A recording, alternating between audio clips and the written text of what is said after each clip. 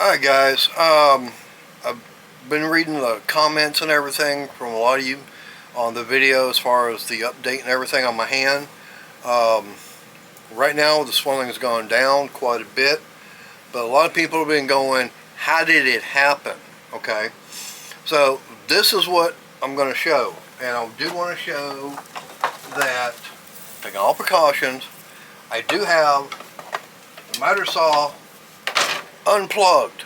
It is not plugged in, so as you can tell, squeezing the trigger, nothing. So I'm not going to hurt myself again. So what was going on? I was trying to. I had that benefit coming up on April the 6th, and I was going to make those pallet coasters to donate to be auctioned off. Then I was going to make a drink holder to go with it. Well, I started making the pallet coasters and everything, and I used the jig and everything.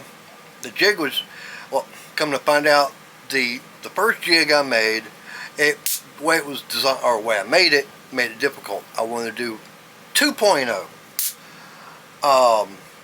So I got that set up, and come to find out the pieces were just a hair too long. I was like, okay, fine, trim them down. So what I was doing, I was taking my pieces that were too long. This is just an example. So I had my stop block set, holding it like that, and I was taking with the hand here, and like I said, as you can see, it's not plugged in, so I'm not going to be able to cut the back of my hand again. So what I was doing, I was holding it like this, and I was coming down, trimming, okay? And right now somehow that's even off some. Ow. But anyways, what happened, I don't know exactly what happened, but somehow when I came down, and I was trying to be very careful, as I was coming up, undoubtedly I must have moved my hand just a little bit where the guard was not down. It caught the bandage on the hand and sucked my hand up into the blade, and that's what did it and everything. So no, I was trying to be very careful. I was already over halfway done getting them trimmed down. It was just a freak, accident that happened.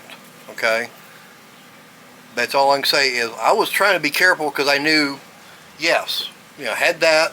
I did not want to hurt my hand, but like I said, I had over almost 3 feet of the bandage get wrapped around the arbor and the blade itself, which I've already pulled out and showed everybody. But that's what happened. I was holding it like this, come down to cut.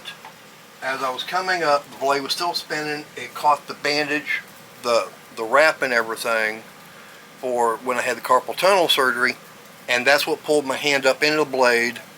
And like I said, it went from here all the way up to this, a little bit past this joint, which it literally just sliced through the bone right there at the joint, cut the tendon on this finger right here.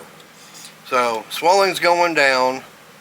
I can move them, but I've still got about 2 more weeks before I got to be back to the doctor for a follow-up, which is the 30th. So I'll do a video then, let y'all know. Anyways, for those who've been asking, how did it happen?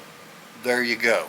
That's what happened. So, like I said, it was just a freak accident, and I mean, I've still got a whole bunch of these that need to get cut to make more, and more of this wood right here I need to run through the table saw to get my other pieces. So I've still got blanks I need to cut down. I mean, as you can tell, this is all scrap wood. There, I've got there, but I'm banned from power tools right now.